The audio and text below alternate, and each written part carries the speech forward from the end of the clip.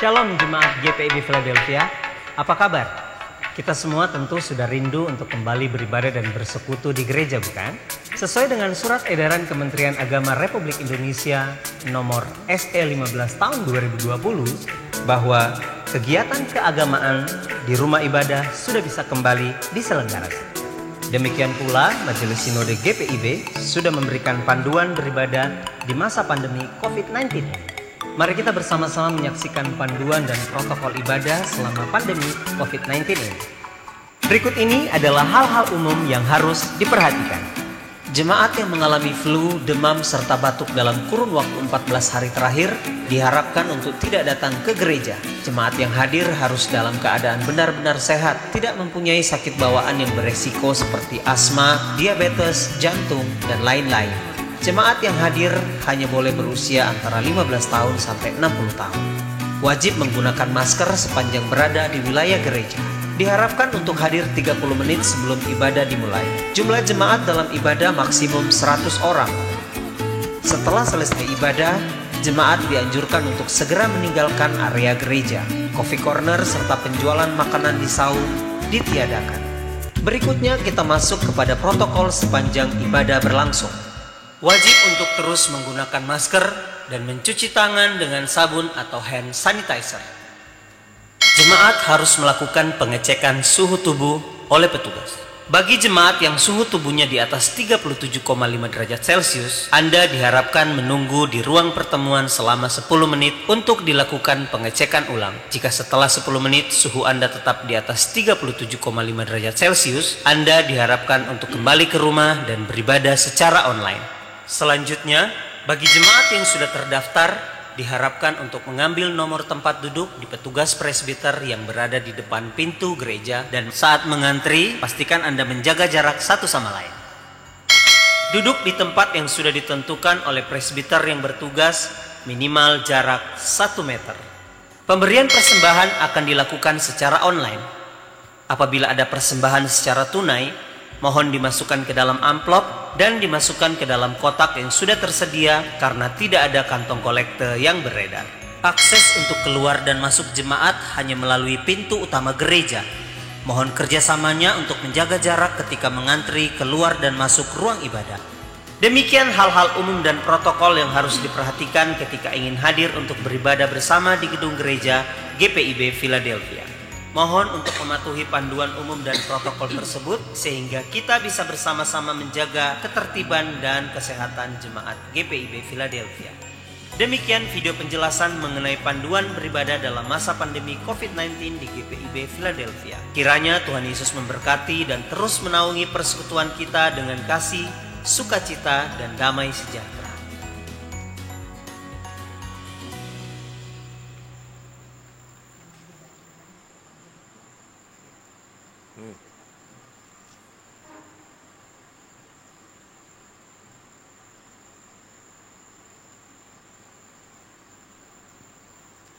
Selamat sore saudara-saudara yang dikasihi oleh Tuhan Yesus Kristus. Majelis Jemaat GPIB Philadelphia dengan penuh sukacita menyambut saudara dalam mengikuti ibadah di live streaming ini. Khotbah serial tahap 76 dimulai hari Minggu pertama di bulan Juli ini dan akan berlangsung selama 4 minggu secara berturut-turut.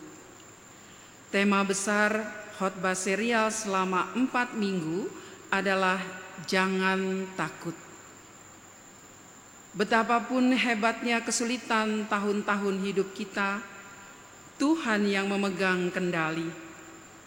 Suatu refleksi spiritualitas dari kisah pergumulan Ayub dan relevansinya pada new normal di Indonesia. Untuk hari Minggu kedua ini 12 Juli, judulnya Hantaman yang Hebat. Tata ibadah minggu-minggu khotbah serial adalah tata ibadah yang disederhanakan, lebih singkat.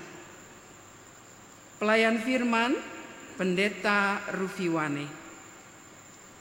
Kita akan meluhurkan, menjunjung, dan menghormati Tuhan Allah dan Yesus Kristus melalui Kidung Jemaat 3 ayat 1, 2, dan 4. Kami puji dengan riang.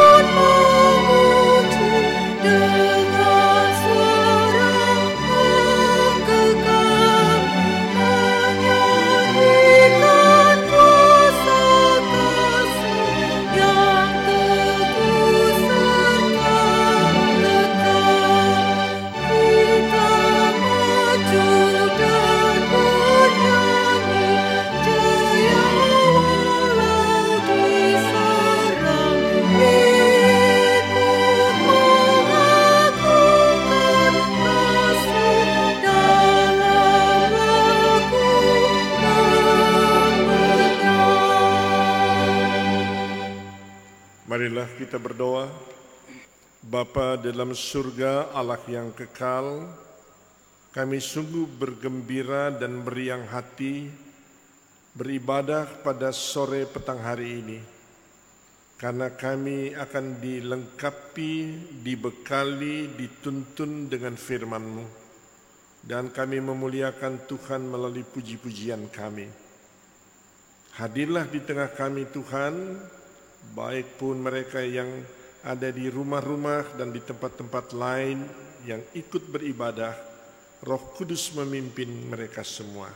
Dalam nama Bapa dan Putra dan Roh Kudus. Amin. Ayat penuntun dari 1 Korintus pasal 15, 16 ayat 13.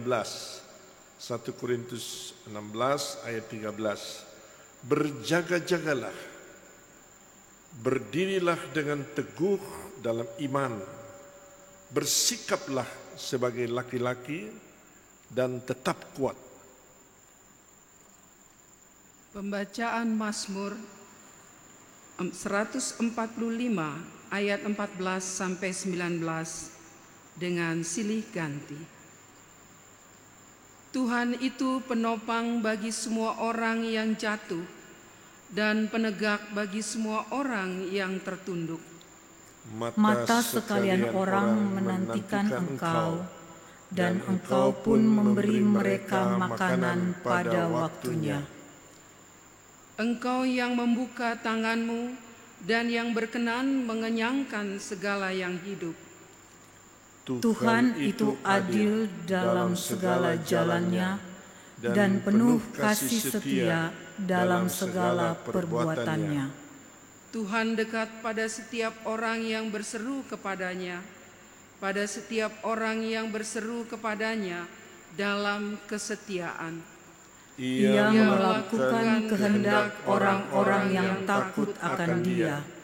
mendengarkan teriak mereka minta tolong, dan menyelamatkan mereka.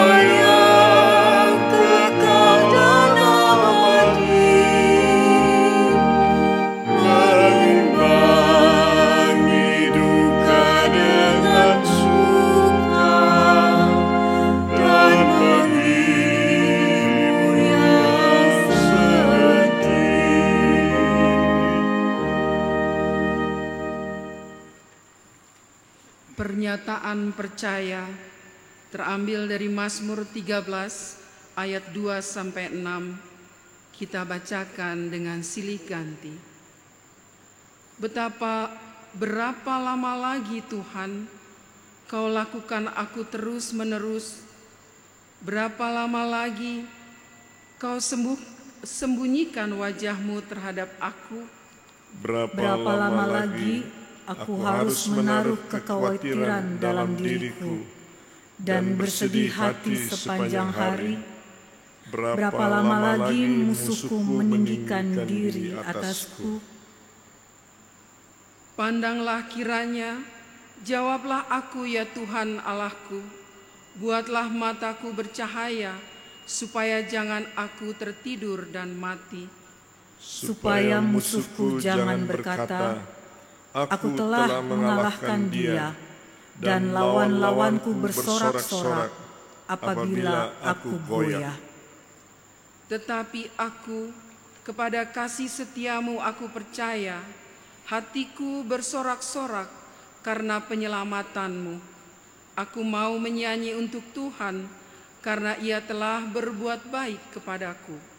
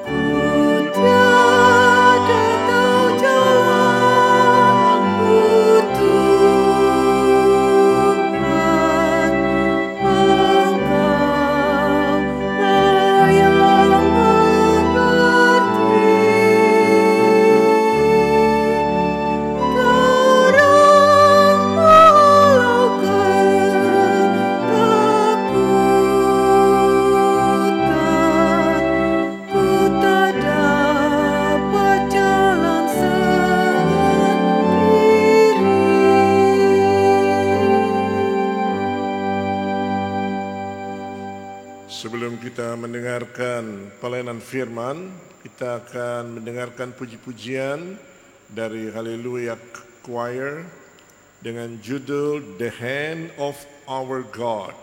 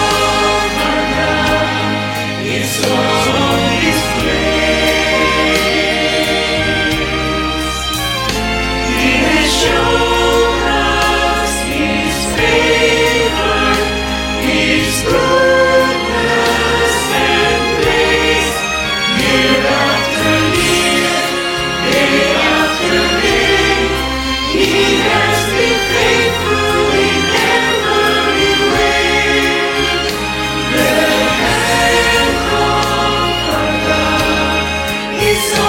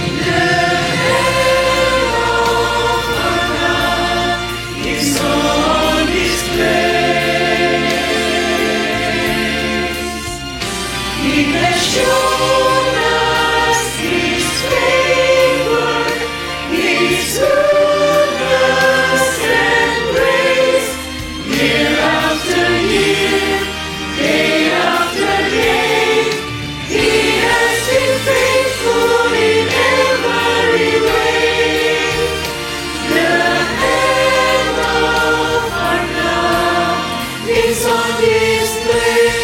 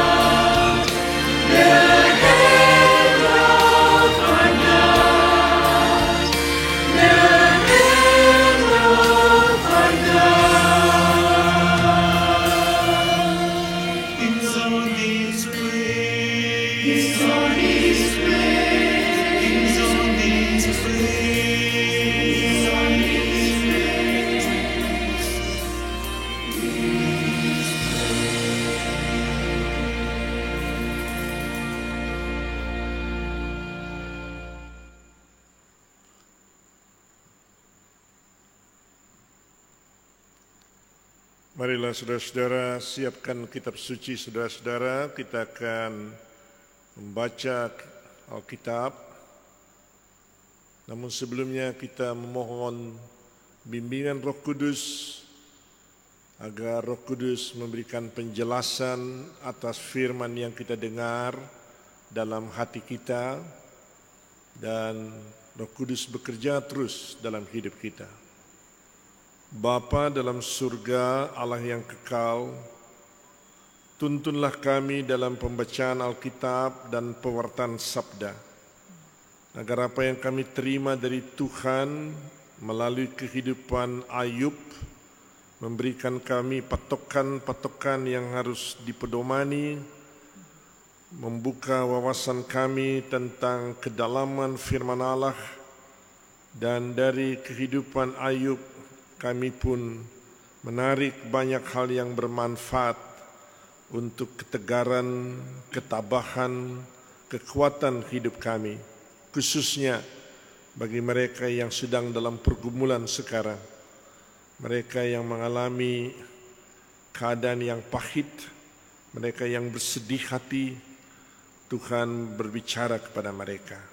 Dalam nama Yesus Kristus kami berdoa. Amin. Jemaat, marilah kita menyambut pembacaan firman Tuhan.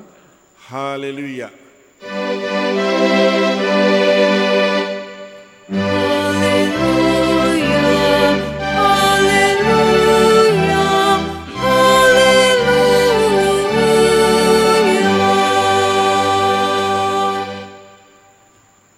Pembacaan Alkitab dari Kitab Ayub pasal 1 ayat 6 sampai pasal 2 ayat 10. Pada suatu hari datanglah anak-anak Allah menghadap Tuhan, dan di antara mereka datanglah juga iblis. Maka bertanyalah Tuhan kepada iblis, "Dari mana engkau?" Lalu jawab iblis kepada Tuhan, "Dari perjalanan mengelilingi dan menjelajah bumi." Lalu bertanyalah Tuhan kepada iblis, "Apakah engkau memperhatikan hambaku Ayub? Sebab tiada seorang pun di bumi seperti dia, yang demikian saleh dan jujur, yang takut akan Allah dan menjauhi kejahatan." Lalu jawab iblis kepada Tuhan, "Apakah dengan tidak mendapat apa-apa Ayub akan takut Allah? Bukankah engkau yang membuat pagar sekeliling dia dan rumahnya serta segala yang dimilikinya? Apa yang dikerjakannya telah kau berkati, dan apa yang dimilikinya makin bertambah di negeri itu. Tetapi ulurkanlah tanganmu dan jamahlah segala yang dipunyainya. Ia pasti mengutuki engkau di hadapanmu." Maka firman Tuhan kepada iblis, "Nah, segala yang dipunyainya ada dalam kuasamu, hanya janganlah engkau mengulurkan tanganmu terhadap dirinya." Kemudian pergilah iblis dari hadapan Tuhan. Pada suatu hari ketika anak-anaknya yang laki-laki dan yang perempuan makan-makan dan minum anggur di rumah saudara mereka yang sulung, datanglah seorang pesuruh kepada Ayub dan berkata, "Sedang lembu sapi membajak dan keledai-keledai betina makan rumput di sebelahnya, datanglah orang-orang Seba, menyerang dan merampasnya, serta memukul penjaganya dengan mata pedang. Hanya aku sendiri yang luput, sehingga dapat memberitahukan hal itu kepada Tuan." Sementara orang itu berbicara, datanglah orang lain dan berkata, "Api telah menyambar dari langit dan membakar serta memakan habis kambing domba dan penjaga-penjaga. Hanya aku sendiri yang luput, sehingga dapat memberitahukan hal itu kepada tuan. Sementara orang itu berbicara, datanglah orang lain dan berkata, orang-orang Kasdim membentuk 3 pasukan, lalu menyerbu unta-unta dan merampasnya, serta memukul penjaganya dengan mata pedang. Hanya aku sendiri yang luput, sehingga dapat memberitahukan hal itu kepada tuan. Sementara orang itu berbicara, datanglah orang lain dan berkata, anak-anak tuan yang lelaki dan yang perempuan sedang makan-makan dan minum anggur di rumah saudara mereka yang sulung. Maka tiba-tiba angin ribut bertiup dari seberang padang gurun. Rumah itu dilandanya pada 4 penjurunya dan roboh menimpa orang-orang muda itu, sehingga mereka mati. Hanya aku sendiri yang luput, sehingga dapat memberitahukan hal itu kepada tuan. Maka berdirilah Ayub, lalu mengoyak jubahnya dan mencukur kepalanya. Kemudian sujudlah ia dan menyembah kepadanya. Dengan telanjang aku keluar dari kandungan ibuku, dengan telanjang juga aku akan kembali ke dalamnya. Tuhan yang memberi, Tuhan yang mengambil, terpujilah nama Tuhan. Dalam kesemuanya itu Ayub tidak berbuat dosa dan tidak menuduh Allah berbuat yang kurang patut. Pada suatu hari datanglah anak-anak Allah menghadap Tuhan, dan di antara mereka datang juga iblis untuk menghadap Tuhan.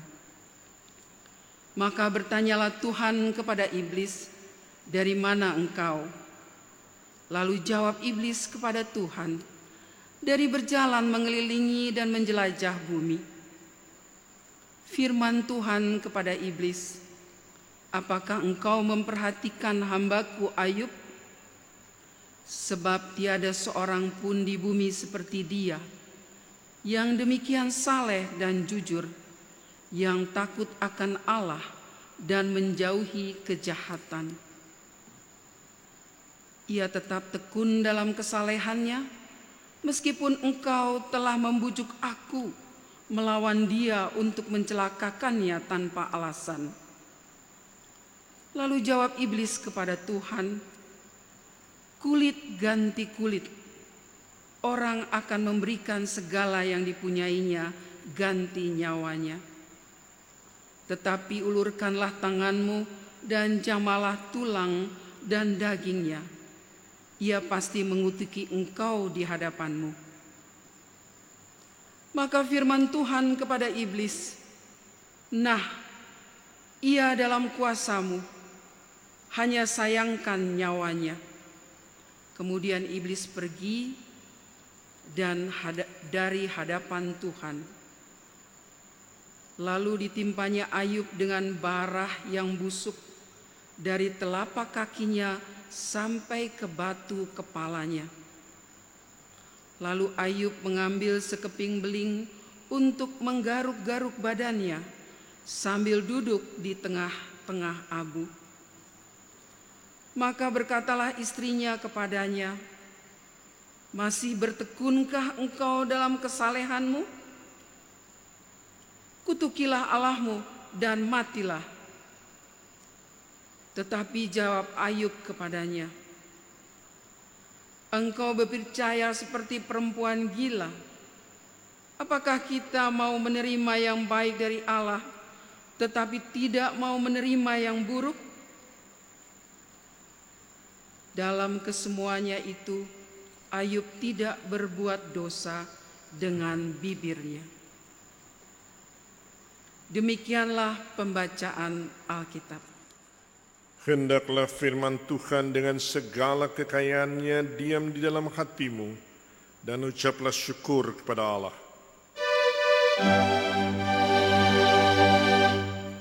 Kepadamu puji-puji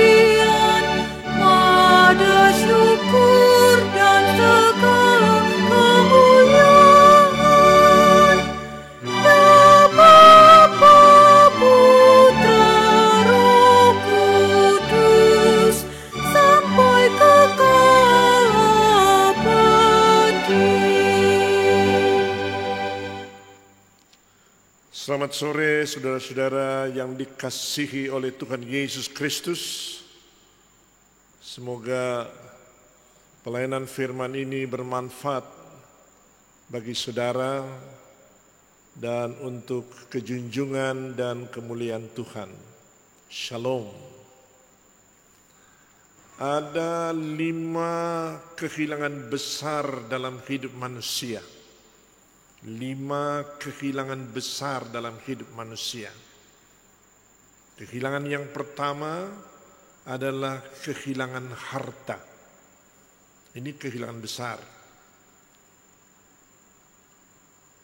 Kehilangan yang kedua, kehilangan hubungan-hubungan.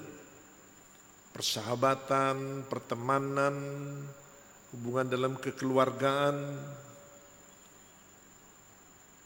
Kehilangan yang ketiga, kehilangan pekerjaan atau usaha, karena di situ sumber nafkah hidup kita.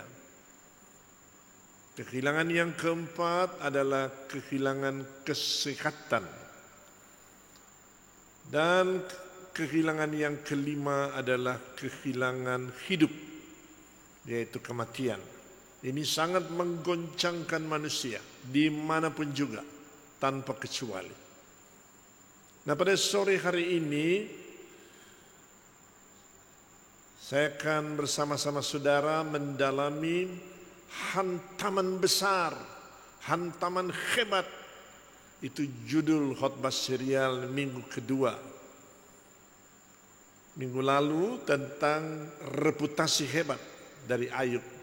Sekarang hantaman hebat tentang hidup Ayub. Sebelum saya masuk di kisah itu, ada beberapa fakta historis yang perlu kita ketahui tentang Ayub.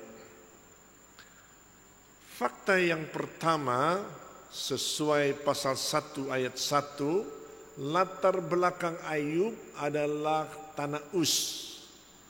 Dan tanah Uz itu berada di bahagian tenggara Laut Mati.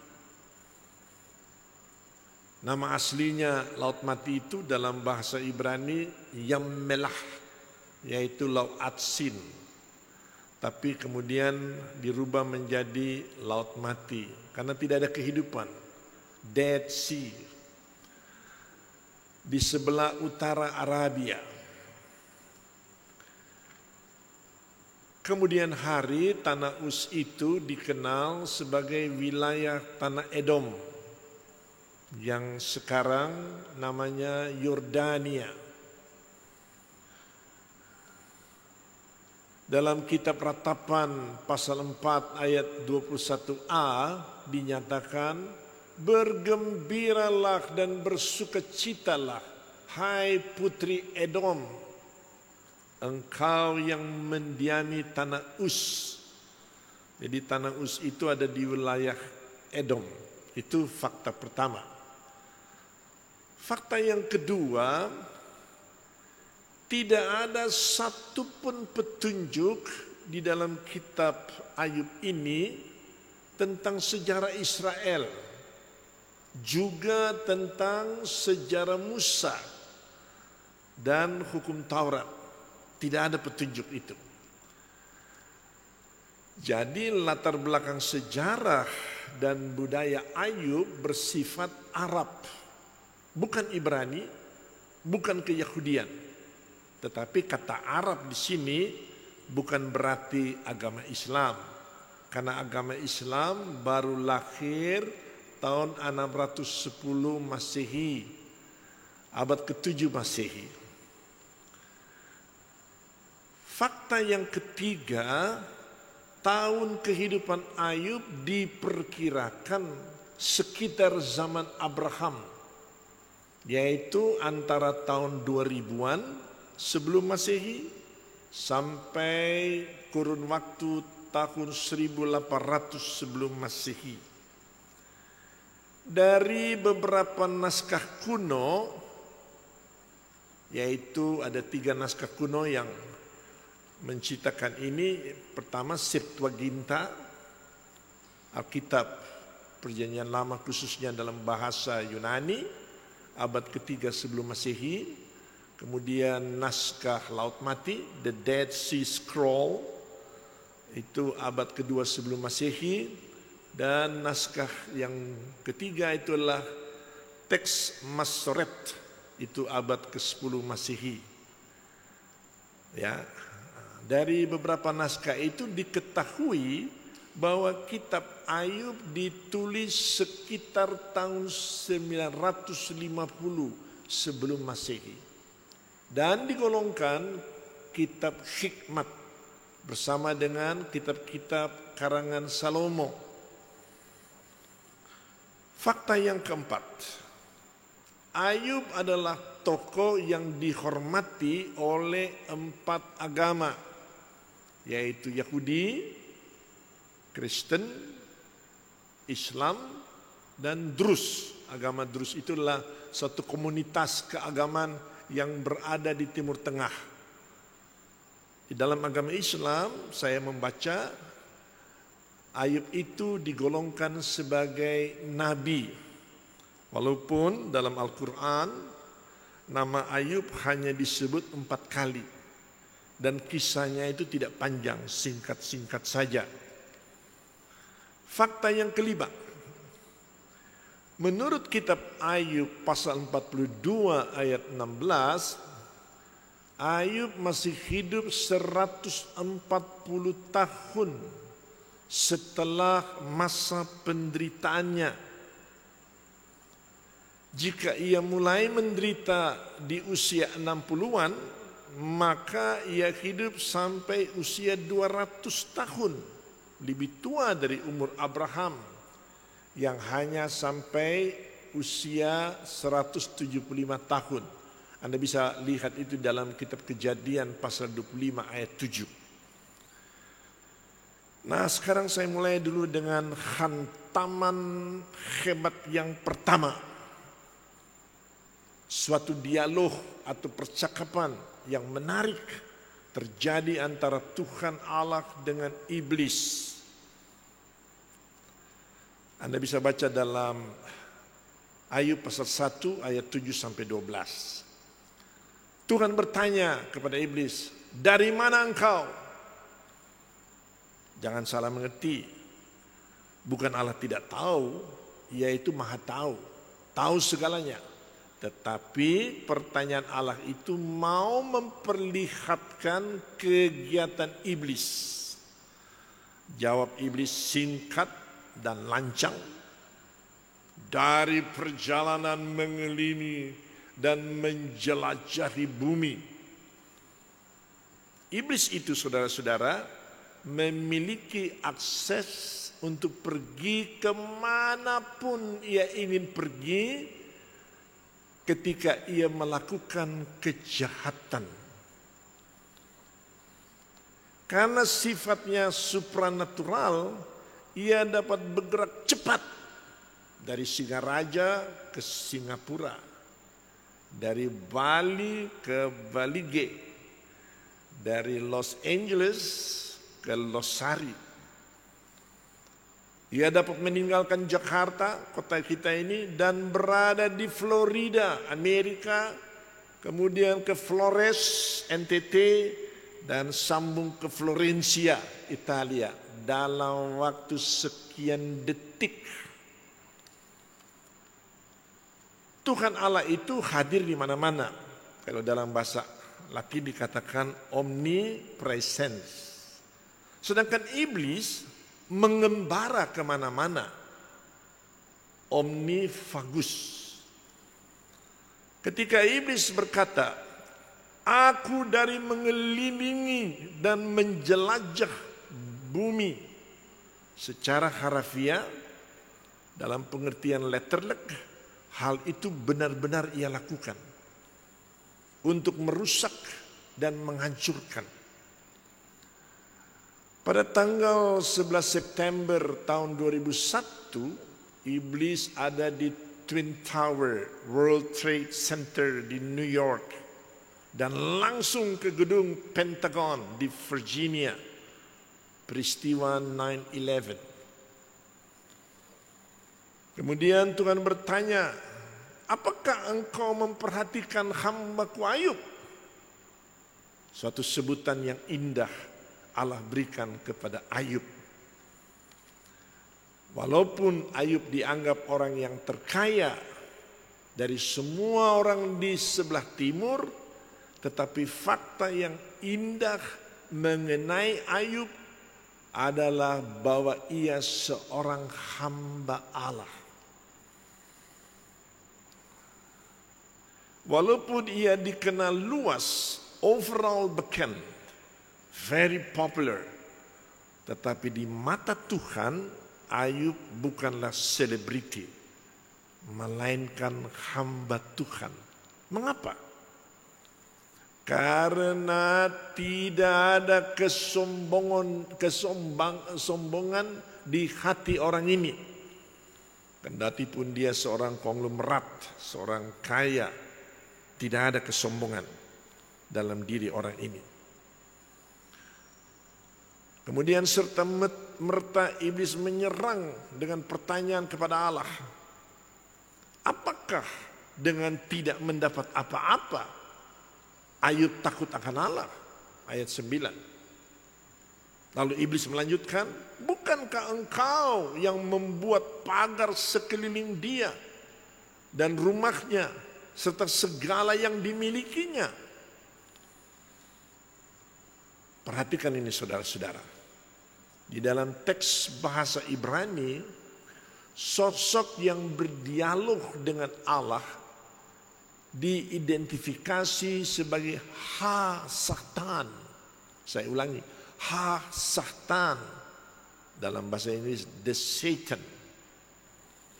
Ini adalah kata kerja bahasa Ibrani yang berarti menjadi seorang musuh, melawan. Bentuk kata bendanya sang musuh atau si penuduh.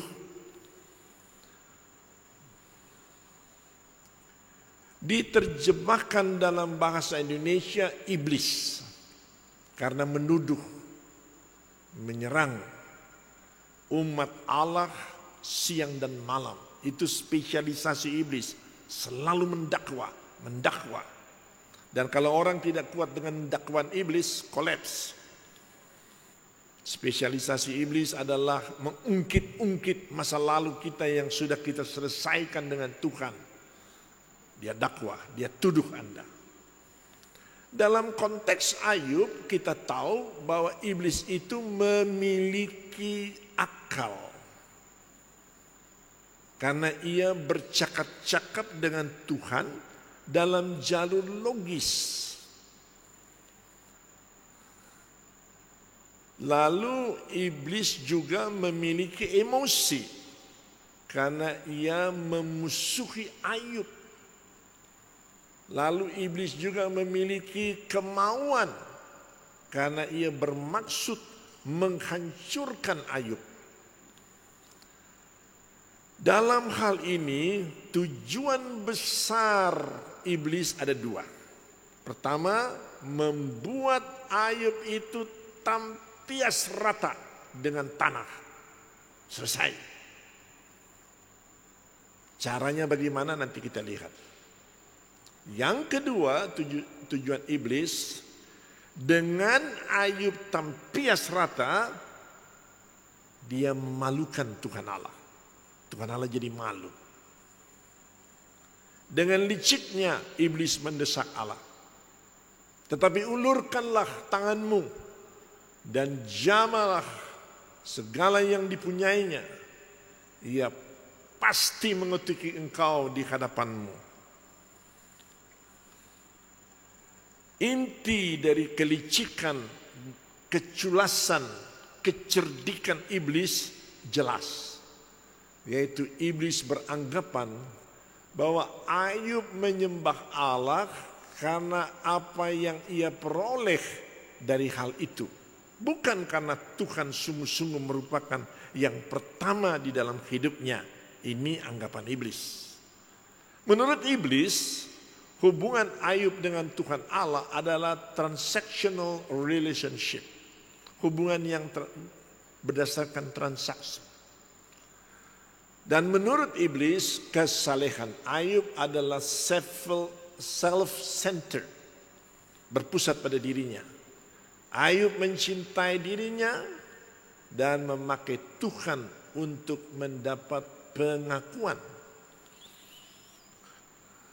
Setelah itu Allah berkata kepada iblis, "Nah, segala yang dipunyai ada dalam kuasamu. Hanya janganlah engkau mengulurkan tanganmu terhadap dirinya." Ayub sama sekali tidak tahu percakapan dialog antara Allah dengan iblis. Dia sama sekali tidak tahu. Dan ada seorang musuh yaitu iblis yang supernatural dengan strategi yang penuh muslihat akan melemahkan Ayub dan bertujuan merobohkannya. Ingatlah ini, iblis akan memakai segala cara, apapun yang diperlukan untuk menjatuhkan dan menghancurkan Anda. Segala cara iblis pakai. Dia tahu apa kelemahan saudara dan saya. Ada orang lemah di bidang ini, tapi dia kuat di sini. Dan ada sebaliknya orang kuat di sini, tapi dia lemah di bagian ini. Iblis tahu itu. Orang seringkali mengatakan iblis adalah psikolog yang paling tua di dunia ini. Dia akan mencobanya dengan segala upaya. Dia musuh yang tidak dapat dilihat. Tetapi bukan berarti ia tidak nyata. Ibarat virus corona 19 tidak nampak, tetapi nyata. Ayub 1 ayat 12 menyatakan, kemudian pergilah iblis dari hadapan Tuhan. Dan rencana eksekusi dari iblis segera akan direalisasikan. Iblis tidak membuang waktu, tidak menyia-nyiakan kesempatan emas. Sekarang hal itu terjadi. Nah, sebelum itu saudara-saudara, saya akan mulai dengan hantaman yang hebat. Anda minum dulu. Minum dulu. Minum air putih. Segelas saja. Sesudah itu perbaiki posisi duduk Anda. Karena ini sepanen ini. Agak tegak sedikit. Jangan membungkuk atau menjulurkan badan Anda di tempat duduk. Tarik nafas dalam-dalam. Buang perlahan-lahan. 3 kali lakukan itu. Tarik pelan-pelan. Buang pelan-pelan. Tarik pelan-pelan lagi. Oke. Siap saudara? Siap? Tiba-tiba ada bunyi ketukan keras dan bertalu-talu. Bung, bung, bung, bung. Di pintu besar rumah Abah dan Umi Ayub. Saya memakai istilah mereka. Abah, bapak dan Umi, ibu. Itu Nyonya Ayub. Suara orang di balik pintu mendesak. Buka, buka cepat Abah Ayub. Saya bayangkan kalau itu terjadi di pintu rumah kita, pasti tekanan darah kita naik. Dengar bum, bum, bum. Asam lambung naik. Gula darah kita naik. Asma kambuh. Dan jadi stenik. Stenik itu setengah panik. Sambil menghampiri pintu yang didubrak-dubrak terus, Ayub membukanya dengan stemas, setengah cemas. Ayub membuka pintu rumahnya. Perhatikan saudara. Dan sejak pintu itu terbuka, kehidupan Ayub berubah total. Tidak pernah sama lagi. Tidak pernah sama lagi. Berturut-turut pembawa pesan datang melapor kepada Ayub. Nama-nama pembawa pesan ini saya karang sendiri supaya menunjukkan realitas komunikasi. Abdu, pembawa pesan pertama, namanya Abdu. Dengan cara rasa gugup dan masih merinding, bulu nyawa berdiri, ketakutan berbicara, terengah-engah. Aba Ayub, lembu sapi dan keledai-keledai dirampas oleh orang Sheba. Penjaganya dibantai. Hanya saya yang selamat datang melapor kepada Aba. Orang Sheba itu adalah bangsa yang berasal dari Arab Selatan. Sekarang mereka adalah orang Yemen.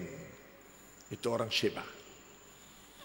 Belum selesai Abdul bicara, Abdel, pembawa pesan kedua masuk. Ada kilat yang mengguntur seperti api dari langit menyambar semua kambing domba serta para gembalanya. Mereka semua mampus. Cuma saya yang mampir melapor ke sini. Ayub syok. Masih dalam tengah-tengah syoknya masuk Astanu, pembawa pesan ketiga. Aba Ayub, ada 3 pasukan orang-orang Kasdim merampas semua unta dan memukul para penjaganya. Cuman saya yang selamat. Orang Kasdim adalah orang-orang dari Asyur dan Babel di wilayah Mesopotamia. Sekarang ini, kalau zaman sekarang, itu adalah orang-orang dari sebelah utara negara Iran. Itulah orang Kasdim. Nah, saudara-saudara, Abdu, Abdel, Astanu masih berdiri di depan Aba Ayub. Masuk Astagala, pembawa pesan keempat. Ia dengan terseduh-seduh menangis, membuat Ayub cemas dan jantungnya berdetak keras. Aba Ayub. Astagala tidak mau langsung berbicara. Ia coba menenangkan emosinya yang sedang menyesakkan dadanya. Ayub dengan tenang tapi senewen menunggu kabar. Astagala dengan berat hati menyampaikan suatu insiden yang ekstravagan, yang ekstrim. Anak-anak Aba dan Umi yang lelaki dan yang perempuan sedang makan siang di rumah abang mereka tertua. Tiba-tiba angin tornado yang ganas, yang gemuruh menekan telinga, melindas dan melibas, menerpa rumah abang tertua itu pada 4 penjurnya. Ayub dengan cemas tentu bertanya, lalu apa? Astagala melanjutkan, rumah itu roboh. Tetapi anak-anak selamat toh? Desak tanya Ayub. Lalu Astagala mengatakan dengan penuh haru, tidak ada yang selamat. Mereka semua tewas. Astaga.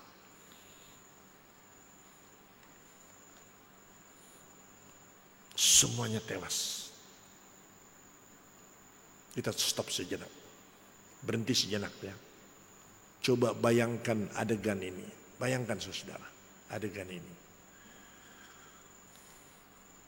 Ayub langsung memeluk istrinya, ibu dari 10 anak yang dilahirkannya. Bertangis-tangisan dan meraung-raung mereka berdua.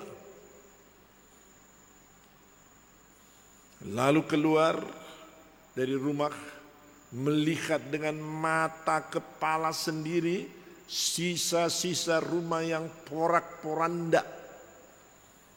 Coba Anda bayangkan kalau Anda melihat semacam ini. Lalu mereka berdua memegang mayat anak-anak mereka. Aduh, berat sekali. Ayub dan istrinya tidak memberi tanggapan sampai penguburan selesai. Dan mereka berdua berdiri di samping 10 makam yang masih segar. Coba Anda bayangkan itu. Saya takut membayangkannya, ngeri sekali. Setelah Ayub dan istrinya mengalami pukulan dahsyat dan brutal itu, kata-kata tidak bermakna.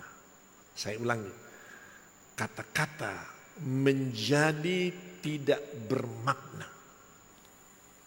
Kalau Anda ada di situ, percayalah, khotbah Anda, kata-kata penghiburan dan doa-doa Anda untuk Abah dan Umi Ayub tidak memiliki nilai apapun. Bahkan mereka pun tidak akan mendengarnya. Karena mereka mengalami kehilangan segalanya dan kehancuran hati. Just be there. Say nothing. Itu prinsip pastoral terhadap kedukaan yang besar, yang dahsyat dan yang menghenyakkan. 10 anak hilang. Tiba-tiba dalam suatu insiden yang sangat mengerikan. Makanya khotbah dalam kedukaan itu tidak boleh panjang, mesti singkat. Karena orang yang berduka itu pikirannya kalut. Apalagi kalau kematian ini dadak-dadakan, sudden death. Ayub yang konglomerat itu menjadi melarat. Habis semuanya dalam sehari. Mungkin ia berbaring di bawah langit dari petang sampai pagi, itu tanda stres. Sampai dirinya menjadi basah, terkena embun. Mata air hidupnya telah menjadi air mata. Anda jangan kirim papan bunga kedukaan kepada Ayub dan istrinya. Itu hanya menunjukkan siapa diri Anda. Banyak kali orang begitu. Jabatan dan atribut Anda yang dipaparkan di papan itu lebih besar dan lebih mencolok dari nama orang yang mati. Dari nama Ayub. Ayub, percayalah, tidak akan membaca papan bunga itu. Melihat pun ogah. Just be there and say nothing. Not a single word. Just be there. Saya pernah bertanya pada banyak orang. Masih ingat enggak khotbah pendeta di kebaktian penghiburan, kebaktian pelepasan, kebaktian pemakaman dari kekasih Anda waktu meninggal dunia? Percaya sama saya saudara-saudara, saya tanya sama 100 orang, 100-100-nya gak ada yang ingat apa khotbah pendeta. Nasihat pun gak ada. Gak ada yang ingat. Kita tidak tahu kapan, entah keesokan harinya atau beberapa hari sesudah hari kedukaannya, kemudian Ayub,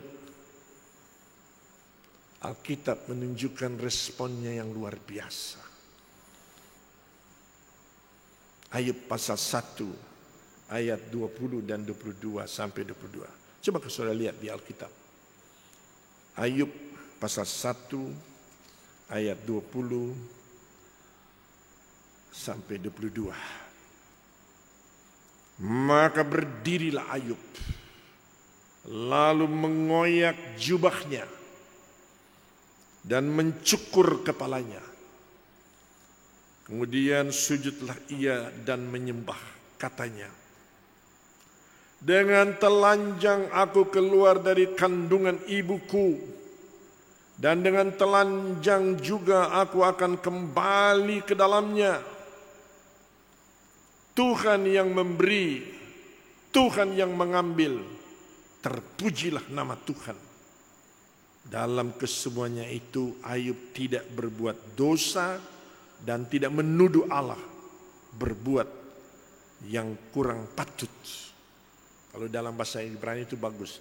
Yehova Natan, Yehova Lakah, Barak Haya Sem Yehova. Tuhan yang memberi, Tuhan yang mengambil, terpujilah nama Tuhan. Mari kita masuk pada hantaman yang kedua. Itu Anda bisa baca di Ayub pasal 2 ayat 1 sampai 10. Kita lihat Ayub pasal 2 ayat 2 dan 3. Maka bertanyalah Tuhan kepada iblis, dari mana engkau? Lalu jawab iblis kepada Tuhan, dari perjalanan mengelilingi dan menjelajah bumi. Firman Tuhan kepada iblis, apakah engkau memperhatikan hambaku Ayub? Sebab tiada seorang pun di bumi seperti dia, yang demikian saleh dan jujur, yang takut akan Allah dan menjauhi kejahatan. Ia tetap tekun dalam kesalehannya, meskipun engkau telah membujuk aku melawan dia, untuk mencelakakannya tanpa alasan.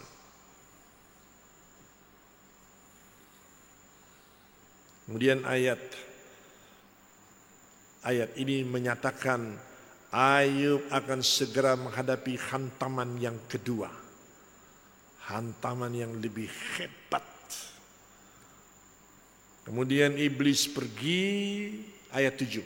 Dari hadapan Tuhan, lalu ditimpanya Ayub dengan barah yang busuk dari telapak kaki sampai ke batu kepalanya.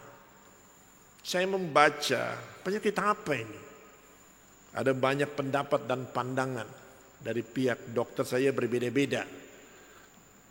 Dokter penyakit dalam mengatakan begini, dokter kulit mengatakan begini, dokter yang lain mengatakan begitu, dan seterusnya. Di bawah ini ada rangkuman dari apa yang Ayub derita. Begitu dahsyat. Dan saya katakan celaka 13. Karena ada 13 items, 13 butir. Yang pertama, ini dia hantaman yang kedua ini. Bisul yang bernanah dan meradang. Ayub 2 ayat 7. Yang kedua, rasa gatal yang terus menerus. Ayub 2 ayat 8. Yang ketiga, perubahan pada kulit wajah yang mengakibatkan wajahnya menjadi cacat. Profilnya berubah, strukturnya. Ayub 2 ayat 12. Yang keempat, hilangnya nafsu makan. Ayub 3 ayat 23. Yang kelima, dari hantaman yang hebat ronde kedua ini, rasa takut dan depresi. Ayub 3 ayat 25. Yang keenam, bisul-bisul yang terbuka, berkeropeng, pecah, dan keluar nanah. Ayub 7 ayat 5. Anda baca ya nanti. Yang ketujuh, cacing yang timbul pada luka-luka itu. Ayat 7 ayat 5. Yang kedelapan, sulit bernafas. Ayat 9 ayat 18. Apakah ini asam lambungnya? Apakah ini pneumonia? Tidak tahu. Dokter-dokter berbagi-bagi pendapat. Yang kesembilan, kelopak mata yang menghitam. Ayub 16 ayat 16. Yang ke-10, nafas yang berbau busuk. Ayub 19 ayat 17. Yang ke-11, berat badan turun. Dan yang ke-12, rasa sakit yang menyiksa dan terus menerus.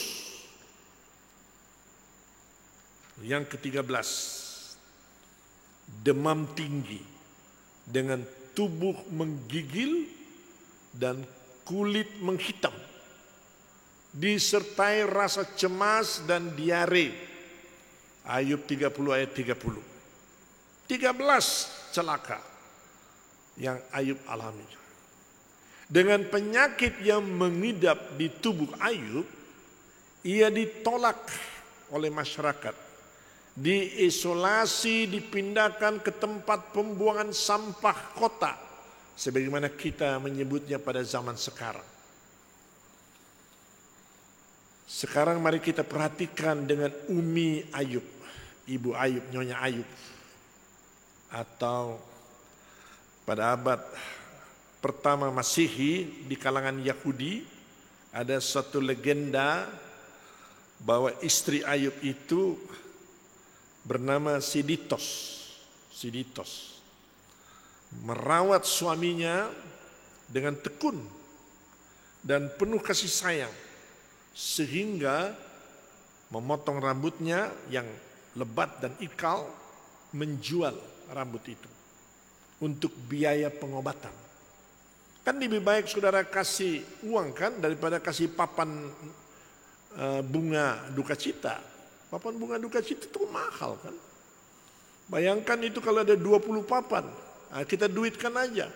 Ayub sudah nggak punya apa-apa, kasih uang aja. Banyak orang tidak merasa simpatik dan menyalahkan Nyonya Ayub dalam cerita Alkitab karena mengatakan kepada suaminya, masih bertekunkah engkau dalam kesalehanmu?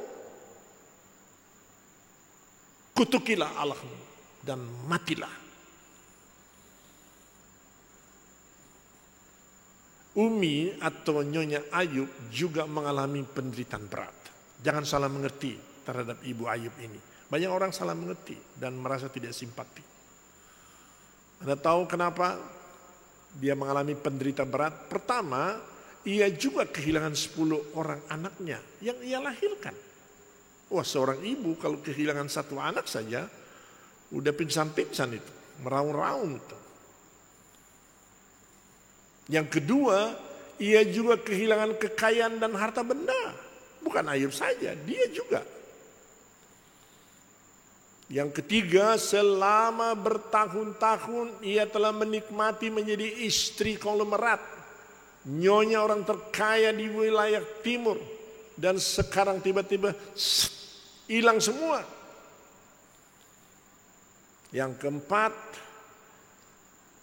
ia dipisahkan dengan teman hidupnya, suaminya, yang harus diisolir. Ia sekarang sendiri dan sepi. Waduh, berat loh ini. Penderitaan istri Ayub, saya kasih tahu sama saudara, sama besarnya dengan penderitaan Ayub. Jadi sebenarnya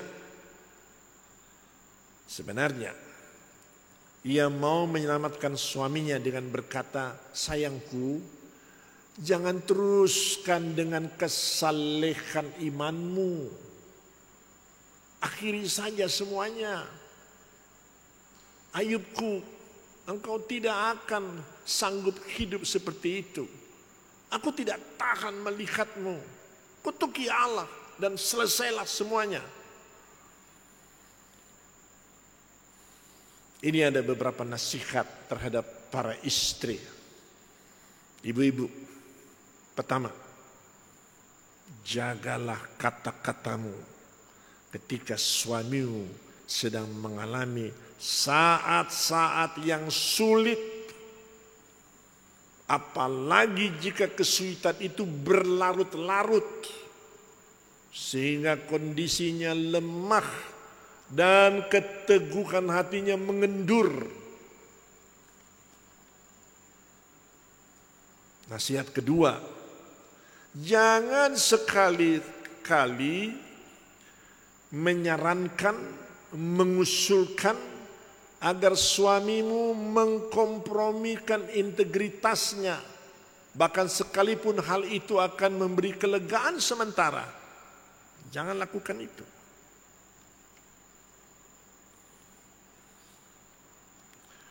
Harapan kita, Nyonya Ayub tidak buat demikian. Tetapi ternyata ia mengusulkan pada suaminya supaya mengorbankan integritasnya.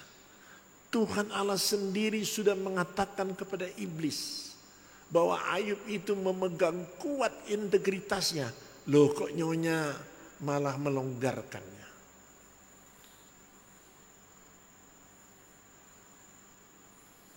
Harapan kita Nyonya Ayub akan mengatakan begini, Ayubku sayang dan kubanggakan, ayah dari 10 anakku, tetaplah teguh, tetap tegar.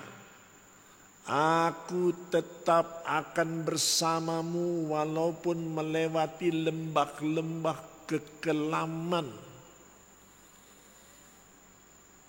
Nah sekarang ibu-ibu, bapak-bapak, saudara-saudara, dengarkan tanggapan Ayub yang merupakan teologi yang benar dan kuat. Apakah kita mau menerima yang baik dari Allah, tetapi tidak mau menerima yang buruk? Itu teologi yang benar. Ayub ketika berada di dalam kegelapan yang kelam, imannya, keyakinannya, integritasnya yang kuat di dalam kedaulatan Allah justru muncul dengan lebih cemerlang.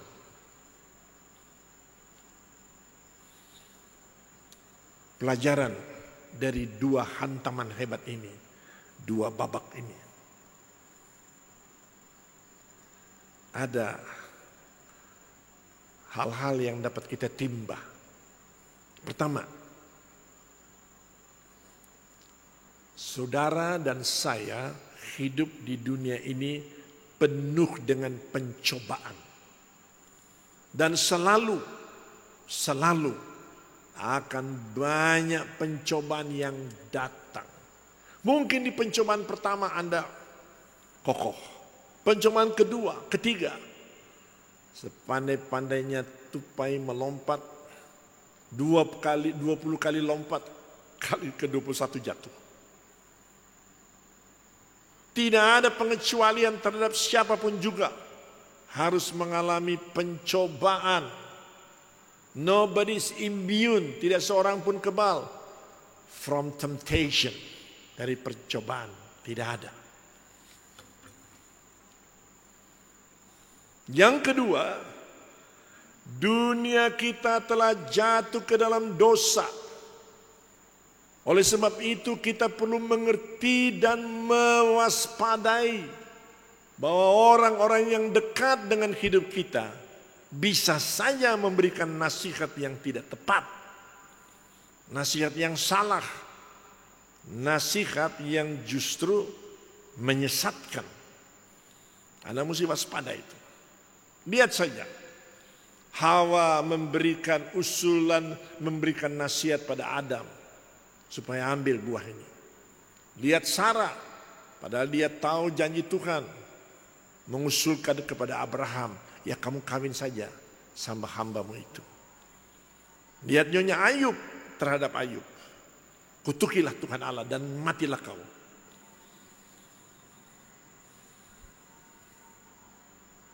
Saya tidak tahu kondisi Anda sekarang bagaimana. Saya tidak tahu.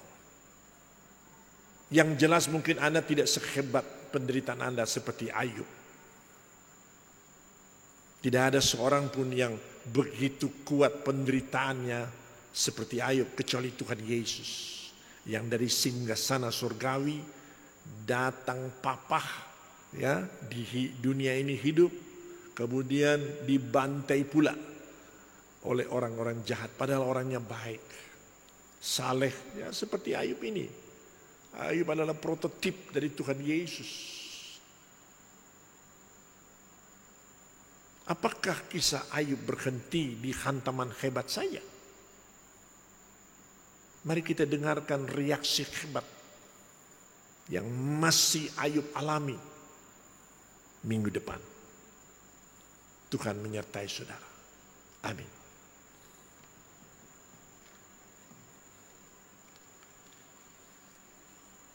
Saudara-saudara yang dicintai Tuhan, di tengah kekelaman maupun badai yang besar, tiada satu tempat pun bagi kita berteduh.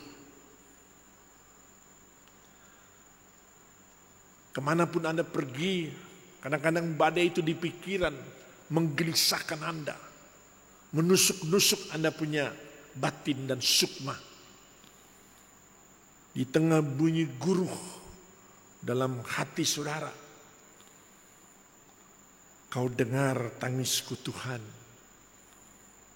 selamatkan hidupku, selamatkan imanku, selamatkan keluargaku, selamatkan perkawinanku, selamatkan anak-anakku, selamatkan suamiku, selamatkan istriku, selamatkan bisnisku, pekerjaanku. Mari kita nyanyikan ini di tengah kekelaman.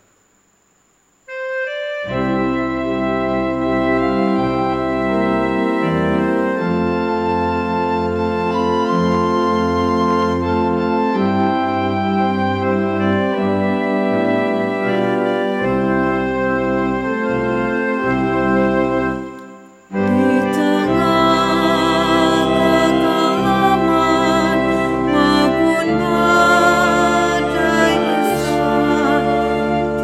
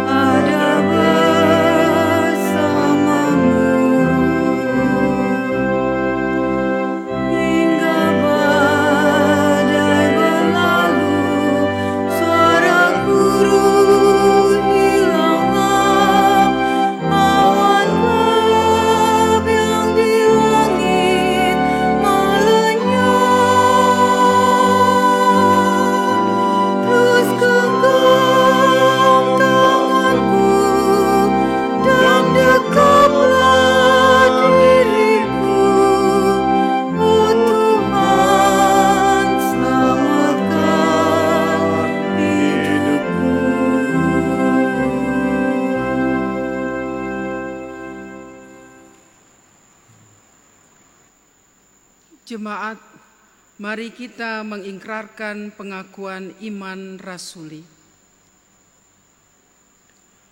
Aku percaya kepada Allah Bapa yang Maha Kuasa, Halik langit dan bumi, dan kepada Yesus Kristus anaknya yang tunggal Tuhan kita, yang dikandung daripada Roh Kudus, lahir dari anak darah Maria, yang menderita di bawah pemerintahan Pontius Pilatus, disalibkan dan mati dan dikuburkan, turun ke dalam kerajaan maut, pada hari yang ketiga bangkit pula dari antara orang mati, naik ke surga, duduk di sebelah kanan Allah, Bapa yang Maha Kuasa, dan akan datang dari sana untuk menghakimi orang yang hidup dan yang mati. Aku percaya kepada Roh Kudus, gereja yang kudus dan am, persekutuan orang kudus, pengampunan dosa, kebangkitan daging, dan hidup yang kekal. Saudara-saudara yang Tuhan Yesus kasihi, saya memberikan kesempatan untuk saudara berdoa bagi diri saudara sendiri yang sedang mengalami pergumulan, cobaan, mengalami sengsara batin, dan saudara mendoakan juga orang-orang yang mengalami keadaan semacam itu.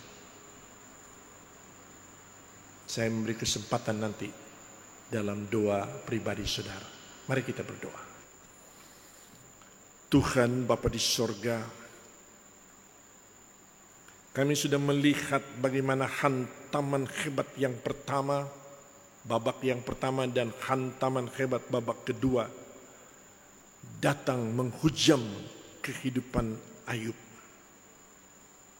Jikalau kami melihat akan kisah Ayub yang menderita ini, kami merasa kami tidak sanggup untuk mempertahankan integritas dan mempertahankan iman kami yang sedemikian rupa. Namun kami selalu melihat pada Tuhan Yesus Kristus yang mengatakan bahwa dalam dunia ini kamu mengalami penganiayaan. Penganiayaan pikiran, penganiayaan batin, penganiayaan jiwa, penganiayaan fisik. Tapi kuatkanlah imanmu. Aku, yaitu Kristus, telah mengalahkan dunia. Tuhan, pada saat ini kami mau menyampaikan diri kami dan orang-orang yang sedang dihantam oleh pelbagai pencobaan. Dengarkan doa kami.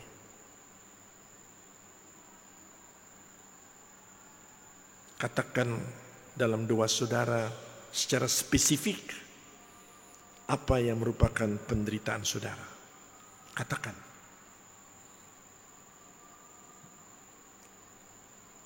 Kalau Anda tidak bisa mengatakan dengan aksara, air mata saudara sudah cukup dimengerti oleh Allah.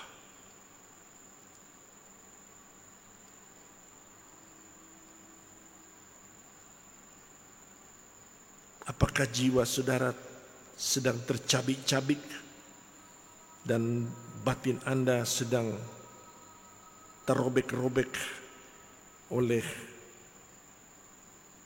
pergumulan dan penderitaan saudara? Sampaikan kepada Tuhan Yesus.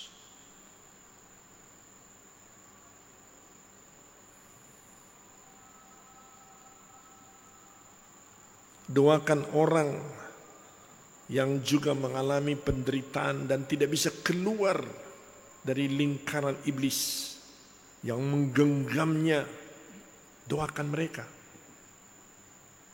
Sebutkan nama mereka dalam doa saudara. Sebutkan mengapa mereka tidak sanggup keluar. Karena faktor ekonomi kah? Karena faktor seks kah? Karena faktor fasilitas kah? Atau faktor dukungan-dukungankah? Katakan.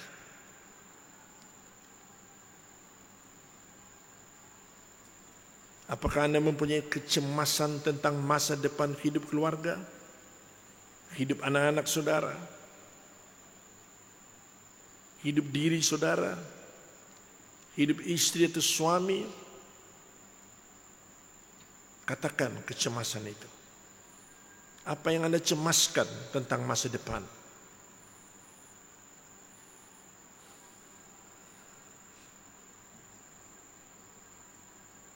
Bapa dalam surga,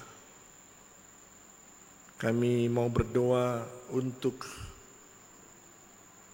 pemerintah kami Indonesia, Bapak Presiden Jokowi, Wakil Presiden, para kabinet, agar mereka sungguh-sungguh melakukan tugas mereka dengan penuh penghayatan dan rasa keprihatinan yang mendalam.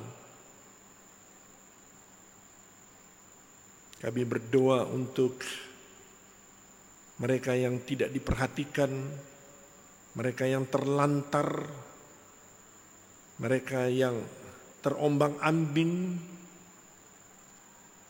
Tuhan, perhatikan hidup mereka.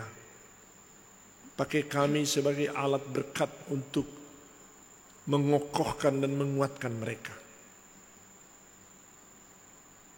Kami berdoa untuk Majelis Jemaat GPIB Philadelphia, Pendeta Alex, Pendeta Hilda, Pendeta Leo, dengan PKMJ yang baru, dan para presbiter, agar mereka melaksanakan tugas-tugas panggilan mereka di tengah-tengah jemaat dengan semangat yang tinggi, kepekaan pada hal-hal pastoral, melaksanakan tugas organisasi gereja dengan integritas yang baik. Kami berdoa untuk majelis sinode kami dengan tugas-tugas mereka yang berat. Tuhan memberikan dukungan kepada mereka.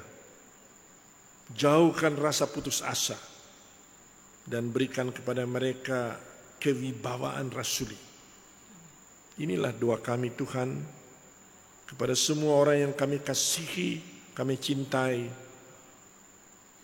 Tuhan berkenan memperhatikan hidup mereka. Dalam nama Yesus Kristus yang telah mengajar kami berdoa. Bapa kami yang di sorga, dikuduskanlah namamu. Datanglah kerajaanmu, jadilah kehendak-Mu di bumi seperti di sorga. Berikanlah kami pada hari ini makanan kami yang secukupnya, dan ampunilah kami akan kesalahan kami, seperti kami juga mengampuni orang yang bersalah kepada kami. Dan janganlah membawa kami ke dalam pencobaan, tapi lepaskanlah kami daripada yang jahat.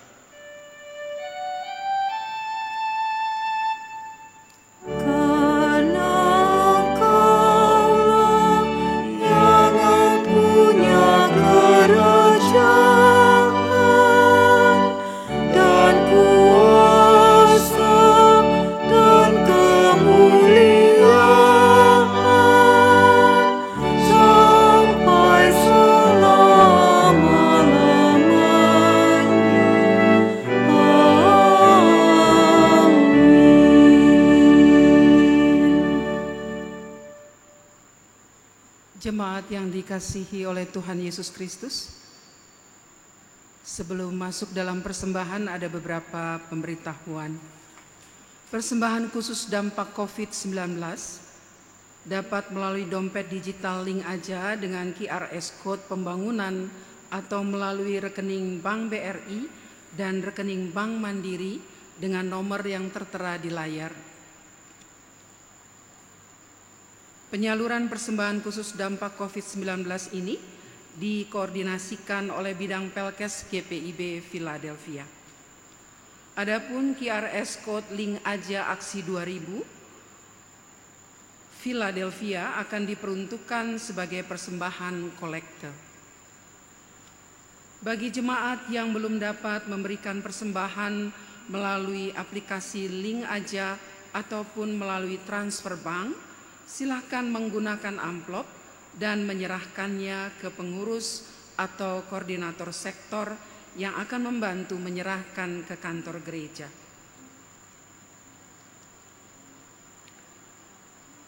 Marilah kita mengucap syukur kepada Tuhan dengan memberi persembahan kepadanya. Rasul Paulus ajarkan, hendaklah masing-masing memberikan menurut kerelaan hatinya, jangan dengan sedih atau karena paksaan, sebab Allah mengasihi orang yang memberi dengan sukacita. Tuhan memberkati saudara dan persembahan saudara.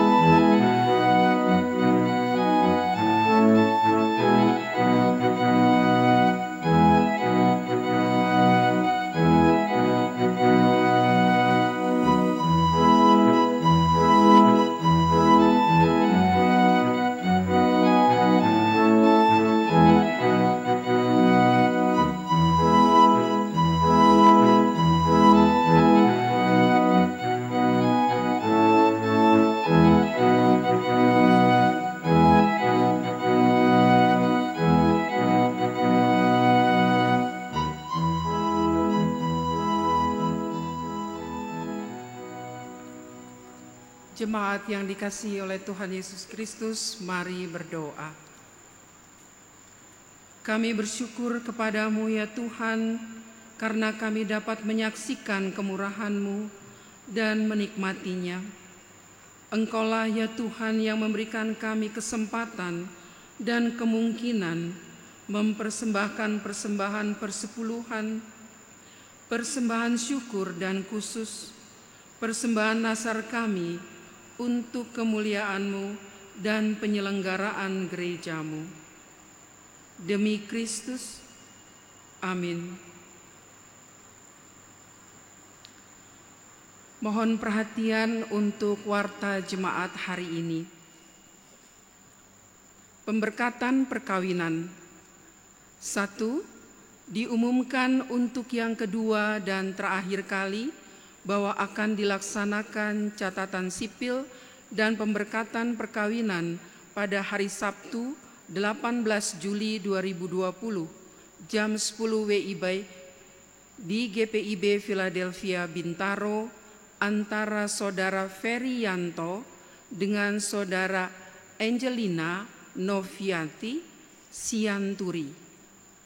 Masing-masing terdaftar sebagai anggota jemaat GPIB Philadelphia, sektor pelayanan 8.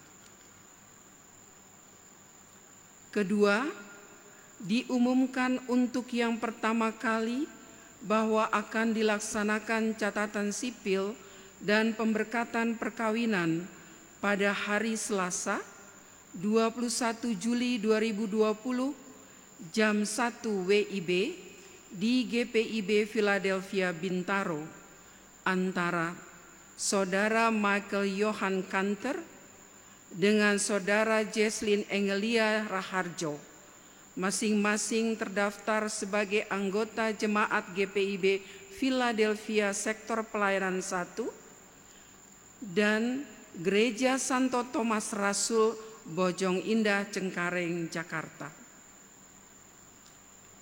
Khotbah serial. Khotbah serial tahap 76 akan dilaksanakan sepanjang bulan Juli 2020 dalam ibadah hari Minggu jam 17 WIB dipimpin oleh Pendeta Rufi Wane. Pembinaan keluarga.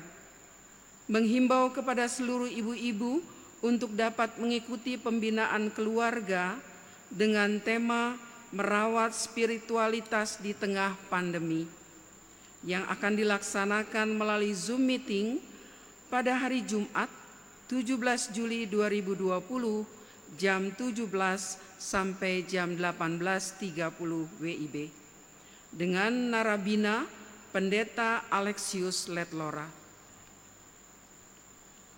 Sharing session. Komisi PPSDI PPK bersama pengurus Pelkat mengundang kakak-kakak layan untuk mengikuti pembinaan dengan tema mendukung pelayanan online yang efektif yang akan dilaksanakan melalui Zoom meeting pada hari Sabtu 18 Juli 2020 jam 17 sampai jam 18.30 WIB dengan fasilitator Ibu Wardani Sujono. Anggota baru telah mendaftar di kantor Majelis Jemaat GPIB Philadelphia keluarga Dr. Randes John L.N. Rondonuwu dengan alamat Geraha Bintaro GR8 Sektor 11 Pondok Kacang Barat, Pondok Aren, termasuk anggota jemaat Sektor Pelayanan 5. Majelis dan warga jemaat mengucapkan selamat datang dalam persekutuan GPIB Jemaat Philadelphia. Demikian warta jemaat, terima kasih atas perhatiannya. Saudara-saudara jemaat, pada petang ini kita akan mengakhiri ibadah. Apakah sudah mempunyai hati yang berbeban berat, yang sekarang sedang menekan saudara terhadap apa saja? Situasi sekarang atau situasi yang akan datang, dan saudara merindukan satu ketenangan, satu damai sejahtera, maka belajarlah dari Ayub. Anda mesti tenang sementara menantikan pertolongan Tuhan. Jangan mengeluh, tenang, tenang. Dalam ketenangan kuasa Tuhan akan bekerja dan menjangkau hidup saudara dan menyelesaikan masalah saudara. Tuhan yang memegang kendali, bukan manusia. Begitu beratnya dan alotnya suatu pergumulan, Tuhan yang memegang kendali. Mari kita nyanyikan lagu ini, Hati Berbeban Berat.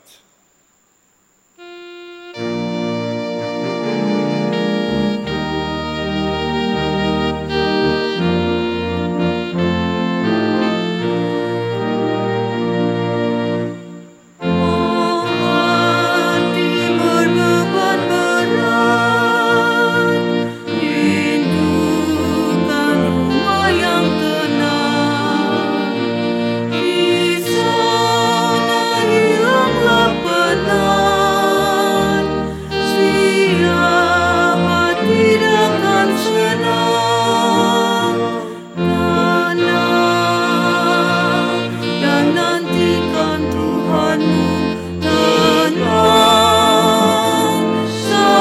jangan mengeluh,